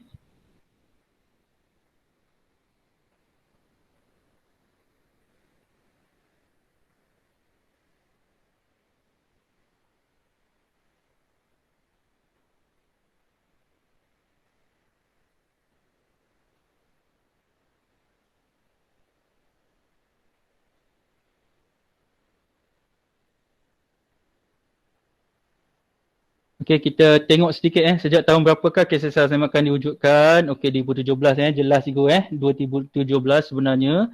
Kita review balik dekat situ. Ada juga yang tak berapa nak betul. Okey, cikgu kena faham KSSR semakan 2017 kalau KSSR 2011 itu KSSR yang biasa Okey, apakah dokumen yang digunakan pakai untuk PDPC murid? DSKP cikgu bukan PBD cikgu HSP ni dah habis zaman cikgu. Raian Sekuatan Pembelajaran waktu KBSR dulu. PH juga bukan. Jadi dokumen yang digunakan pakai untuk PDPC adalah DSKP. Itu adalah rujukan utama kita. Okey, seterusnya organisasi BPK bahagian pembangunan kurikulum. Right, yang ini banyak yang betul. Okey, baik. Seterusnya bilakah DSKP digunakan untuk tahun 4? Tadi saya dah maklumkan 2020 cikgu sebab apa? 2017 tahun 1, 2018 tahun 2, 19 tahun 3, 20 tahun 4. Apakah maksud DSKP? Kita tahu di SKP, P yang belakang itu adalah untuk pentaksiran. Kurikulum dan pentaksiran. Seterusnya, bilakah pemasuhan peperiksaan pertengahan tahun? Bermula 2019. Cikgu ada yang tak betul cikgu. Mohon betulkan 2019 dimansuhkan cikgu bukan 2017, 2018, bukan 2020 cikgu Jadi kadang-kadang mak bapak dia tanya cikgu. Yang ini akurasi kurang sikit. Dimansuhkan peperiksaan tahap 1 2019 perlu dibetulkan. Baik, seterusnya standard kecuali teknologi, yang ini jelas, ramai yang jelas. Kita ada 5 aspek. Saya saja masukkan teknologi di situ supaya cikgu jelas teknologi bukanlah aspek utama Okey, seterusnya spek yang digunakan untuk membuat pertimbangan profesional. Okey, kecuali kasih sayang. Tanah cikgu pengalaman berguna cikgu Ada satu jawab pengalaman. Input murid pun berguna. Itu adalah pentaksiran Okey, baik. Seterusnya nyatakan bilangan sabun. Ini contoh-contoh sebenarnya saya nak tunjukkan. Ini contoh-contoh yang cikgu boleh guna pakai untuk bagi tugasan PKP kepada anak-anak murid. Soalan tak boleh susah cikgu Gambar. Kadang-kadang kalau budak tak tahu baca pun dia tahu. Ada sabun tu ada berapa? Ada 2, 4, 6, 7. 7 sabun. Ada yang tersilap nampak 8. Mungkin lapar tengah hari tak makan. Okey, terusnya pilih gambar yang mempunyai bilangan 6. Okey, ini contoh-contoh contoh-contoh mudah yang cikgu boleh guna pakai untuk tugasan sepanjang PKP ataupun tugasan menggunakan teknologi cikgu di luar sana. Okey, sambil itu sebelum saya tutup, cikgu mohon pergi kepada Mentimeter. Ini satu kaedah word cloud juga. Cikgu yang berada di Google Meet ni, type saja www.menti.com dan gunakanlah kod 511088. Berikanlah impak ataupun justifikasi ini. Kita berikan masa lebih kurang 2 atau 3 minit sebelum saya tutup secara rasminya saya punya perkongsian pada pagi ini.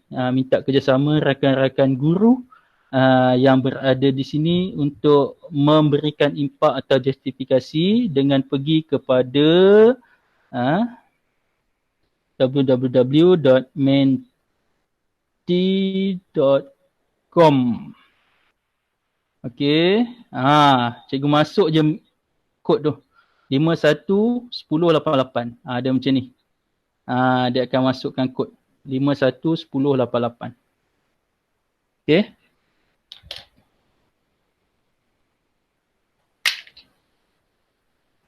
Cikgu boleh tuliskan apa yang cikgu rasakan melalui perkongsian ini. Tulislah apa saja dalam itu.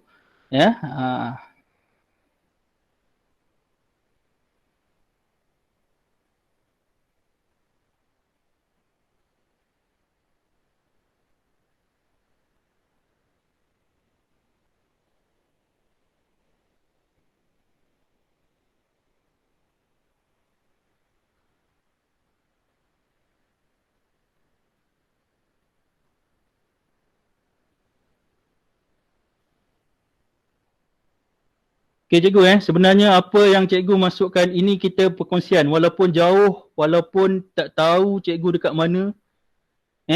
Sebenarnya ini adalah apa yang cikgu boleh nampak di skrin ni. Inilah perkongsiannya sebenarnya. Terima kasih kepada yang menyumbang.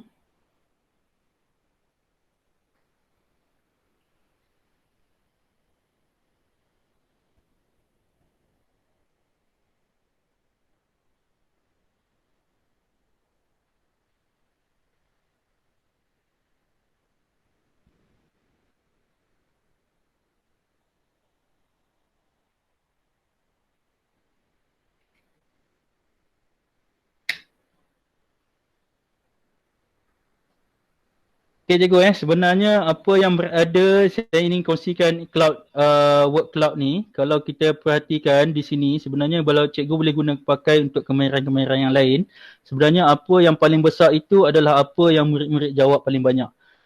Cikgu boleh bagi, tunjuk gambar, murid tulis dalam laptop, dalam apa, dalam tab ke apa di kelas dan sebagainya. Ataupun kalau cikgu berkemampuan, anak-anak murid cikgu walaupun anak-anak murid pemulihan khas berkemampuan untuk menjalankan kelas atas talian dan sebagainya, yang sebenarnya dekat sini cikgu boleh dapatkan feedback tentang isi pembelajaran yang cikgu nak ajar. Tukar saja tajuk, cikgu boleh belajarlah menggunakan www.menti.com. Yang ini word cloud terus nampak walaupun cikgu berada di mana pun. Kita terus nampak. Terima kasih kepada semua. InsyaAllah bahan-bahan ini akan menjadi suntik semangat dan sebarang orang kata refleksi yang membina itu kita akan tambah baik daripada masa ke masa. Daripada masa ke masa. Baik, kita dah di bahagian akhir. Seterusnya terima kasih saya ucapkan kepada rakan-rakan guru, warga pendidik di luar sana yang ingin mendapatkan bahan-bahan khusus yang lebih bahan-bahan khusus, bolehlah join Google Classroom menggunakan kod kelas 2HO 2M 2D. Okey, baik. Dalam itu ada bahan-bahan yang saya kongsikan. Okey, setakat itu sahaja. Yang ini nanti tak apa, cikgu-cikgu bolehlah kalau ni Google Classroom terus join ke kelas 2HO. Yang ini kalau kita perhatikan, saya boleh tunjukkan sedikit beberapa kandungan sebelum kita berakhir. Okey, dalam ni saya masukkan banyak bahan buku teks digital, DSKP, termasuklah panduan PDP matematik. Kalau bagi yang tak ada lagi, dalam ni juga ada. Ni yang dikatakan buku panduan PDP matematik untuk pendidikan khas itu. Sebenarnya ada juga bahan dalam tu, terbitan 2019. Inilah bahan rujukan saya sebelum saya berkongsi dengan tuan-tuan. Saya cuba blendkan apa yang boleh dimasukkan, apa yang boleh kita kongsikan bersama-sama. Semoga kursus ini bermanfaat. Terima kasih sekali lagi kepada yang menyumbang impak dan justifikasi. Baik, saya serahkan kembali program kita kepada Puan Maria. Terima kasih sekali lagi. Selamat berjumpa lagi selepas ini. Jaga diri, stay at home. Selamat Hari Raya. Lagi berapa hari nak Raya. Okey, kita jaga kita bersama kita perangi COVID-19. Kita mesti menang. Baik, terima kasih. Okey Azizo, saya yang terlepas dengar ke apa yang tentang perkongsian kesukaran mengajar murid orang asli tadi tu? Okey. Boleh share dah ke? Saya tak perasan tadi. Okey, boleh, tak ada masalah. Alright, sekejap ya. Okey. Sebab ramai yang kagum ni. Sebab sekolah asli pun ada penggunaan ni lah. GC dia ada guna ke? GC tu ada tapi tak ramai. Jadi yang popular WhatsApp lah. Ya, kurang berkesan lah. Sebenarnya bila walaupun teknologi tu bagus tapi kadang-kadang kita kurang berkesan pun kita ambil kira juga. Kita tengok apa yang paling dekat dengan anak-anak. Yelah, bak kata Azizul tadi kesesuaian lokaliti lah. Ya betul. Okey. Itu yang paling Tertarik penting. lokaliti tu. Yang Ha. dengar yang di Syam guna lokaliti ni. Okey. Baik, sebenarnya lokaliti itulah, lokaliti tu sebab apa, lain tempat lain kaedah, lain tempat lain kaedah, lain tempat lain dia punya senario. Jadi saya tak boleh nak samakan anak-anak murid cikgu dengan anak-anak murid saya. Kan? Jadi sebenarnya lokaliti tu memainkan peranan penting. Sebab itu sebenarnya apa yang cikgu boleh ambil, cikgu-cikgu boleh ambil daripada aktiviti-aktiviti PK21 tu, cikgu rasakan sesuai dengan anak-anak murid cikgu, cikgu gunakan. Tak ada masalah juga. Okey. Cuma cabaran di masyarakat orang asli ini, walaupun di tengah bandaraya, di tengah kota Petaling Jaya, namun begitu sebenarnya kalau kita perhatikan masuk ke kawasan ini, kediaman-kediaman mereka masih ada yang membelak apen tu monyet ada, masih ada macam-macam dan sebagainya, macam-macam. Ada yang bagus, ada yang dia dah menjadi golongan profesional pun ada, yang jadi doktor pun ada. Namun yang begitu, yang kais pagi makan pagi pun masih ada walaupun di tengah bandaraya. Jadi sebenarnya cabarannya memanglah cikgu kena effort dia lebih daripada biasa. Dan sebenarnya kalau nak jadi orang yang agak luar biasa, datanglah ke Bukit Lanjan mengajar.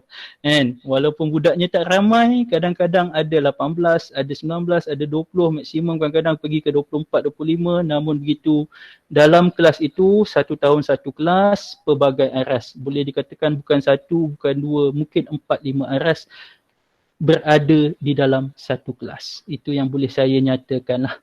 Jadi cabarannya memang sangat mencabar. Umpamanya untuk, sebab kita punya DSKP ataupun kita punya kurikulum adalah bersama-sama dengan SK. Kita bukan berada di lig sendiri, tidak. Kita berada di liga bersama dengan SK. Namun begitu, pencapaian UPSR untuk SK Bukit Lanjan sangatlah membanggakan. Contohnya bahasa Melayu kita berjaya mendapat 100% lulus MTM untuk beberapa tahun. Matematik pun untuk 2017, untuk 2018 kita berjaya mendapat 80 lebih. 2017 89%. Seorang saja yang gagal, yang lain lulus, alhamdulillah. Itu yang boleh saya kongsikan lah. Terima kasih. Kembali kepada Puan Maria. Alhamdulillah Azizul, tahniah Azizul, tahniah SK Bukit Lanjan. Saya kagum sebenarnya okey, sebab ada yang sebelum ni pun kita terlepas untuk berkongsi jadi hari ni kita boleh kongsilah apa amalan terbaik. Sebelum ni saya dah lama dah kontak Azizul ni tanya tentang nak kongsi tentang amalan terbaik Bukit Lanjan ni, tapi dia sibuk itulah sementara TV Pendidikan rehat ni bolehlah dia bersama-sama dengan kita pada hari ini. Ada lagi soalan yang nak dikemukakan pada Azizul daripada PPD lain. Azizul ramai ni daripada Sepang, daripada Petaling Perdana, okey, ni daripada Kuala Langat. Assalamualaikum semua. Okey, tanya Cikgu Azizul ya. Sebab apa, atas perkongsian hari ni sangat menarik lah. Sebab kita dapat untuk view daripada sekolah asli juga kan. Okey. Sebab saya rasa Cikgu Azizul pun maklum kan, Kuala Langat ada 6 buah sekolah asli. Okey, jadi ingatnya saya nak lama Cikgu Azizul lah untuk buat perkongsian daerah kami nanti, boleh? InsyaAllah Jawab terus. Okay, tak ada masalah, boleh. Ada kirat kita pergi. Ataupun secara atas selian pun tak ada masalah. Boleh, tak ada masalah Puan. Rasanya pernah jumpa ni PPD Kuala Langat kan, kita pernah jumpa. Ya betul, kita dah jumpa itu yang dekat Perak tu dekat mana Sungai tu dengan dekat Kelang hari tu. Ya. Okey, terima kasih Cikgu Azizul, tahniah. Okey, sama.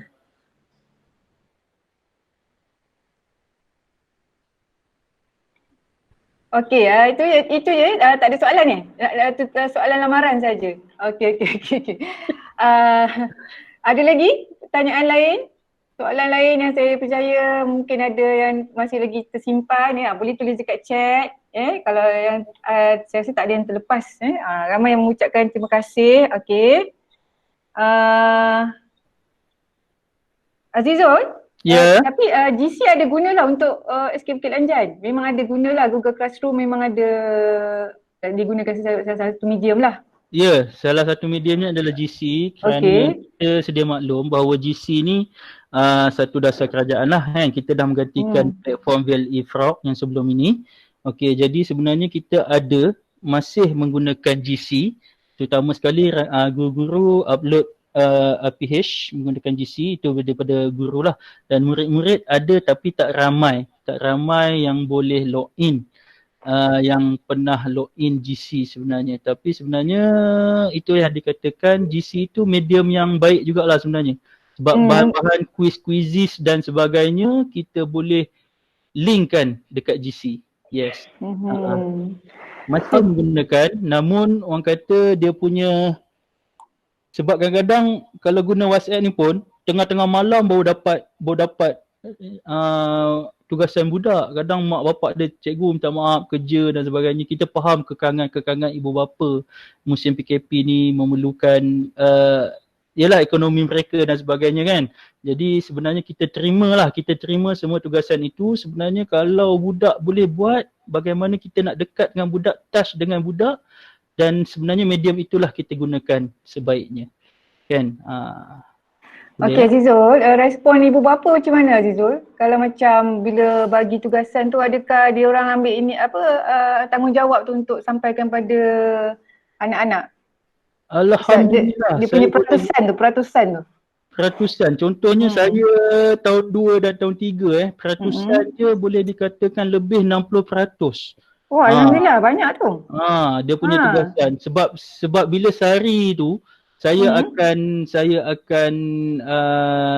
collect budak-budak punya tugasan. Sebenarnya diorang ni sangat bagus mak bapak ni. Sebab sekarang ni dah terbuka minda untuk mak bapak masyarakat orang asli ni. Mereka membantu anak-anak untuk menyiapkan tugasan. Contohnya ada 15, 16 daripada 22. Itu sangat baik. Pada saya sangat baik. Ya, baik tu, bagus. Ya, saya dapat mengumpul 15 sehingga 18 tugasan berbanding 22, 24 budak. Jadi saya rasa sangat berpuas hati. Dan sebenarnya tugasan untuk PKP telah terlaksana dengan jayanya.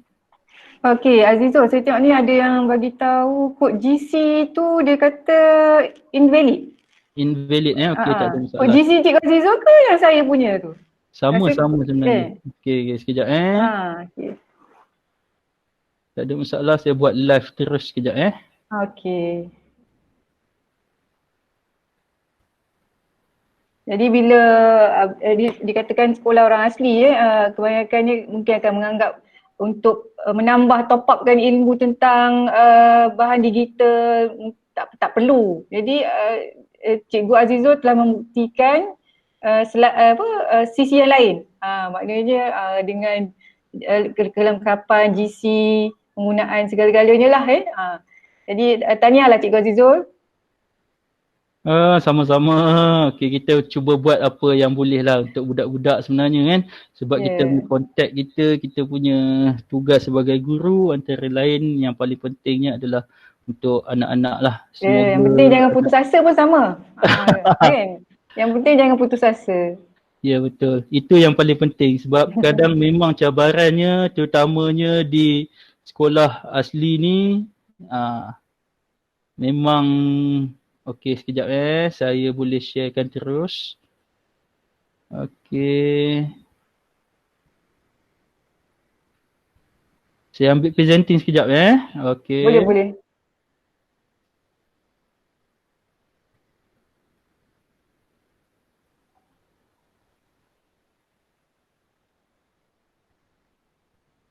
Okey, ni kod dia kalau boleh nampak Okey, macam sama dengan yang diorang masukkan tu. Tapi tak boleh masuk kod invalid. Mungkin kena masuk. Saya nak ingatkan masuk bila nak ambil bahan, kalau boleh gunakan email GC lah. Sebab kalau tidak kita kena admit. Tapi yang saya punya saya dah buka kepada non-ministry juga. Okey. Tak boleh tak apalah, mungkin mereka boleh cuba kemudian kot kan. Boleh, tak apa. Saya rasa boleh hubungi Puan Maria lah kalau ada masalah. Kita boleh Yang saya bagi. punya pun saya akan share juga. Yang Ah. Azizul punya, kalau tengok bahan-bahan untuk yang Azizul punya tadi pun dia dah ada yang dia dah bagi kat saya, cuma saya tak masukkan lagi dalam GC saya lah. Okey, tak ada masalah. Okey. Sebab kalau tengok classwork ni kita ada macam-macam lah dalam ni termasuklah quiz apa ni, video corporate dan sebagainya. Okey, terima kasih. Ada lagi soalan ke?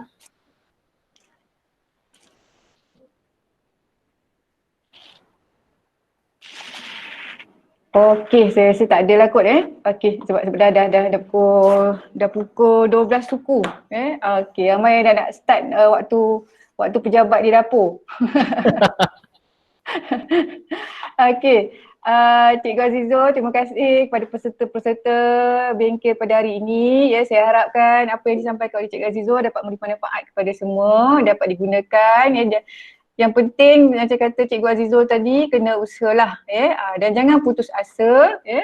Mungkin pada hari ini bilangan murid yang menyertai kita punya aktiviti tu mungkin 1, 2, tapi jangan bimbang. Kalau tambah seorang pun itu dah kira hasil dah. Janji kita terus cuba dan mencuba. Sebelum tu saya nak share juga sekejap esok pada hari Khamis bermulanya cuti sekolah dan saya minta maaf lah banyak-banyak kerana saya tidak ada waktu yang lain. Cikgu ni hanya available pada hari esok sebab dia memang terlibat dengan Jelajah Johor lah untuk modul PDP semasa PKP yang dibangunkan oleh JPN Johor. Dia salah seorang, dia bukan salah seorang, dia ketua kepada modul tersebut, pembinaan modul tersebut. Jadi saya cuba dapatkan dia dan dia hanya free pada esok.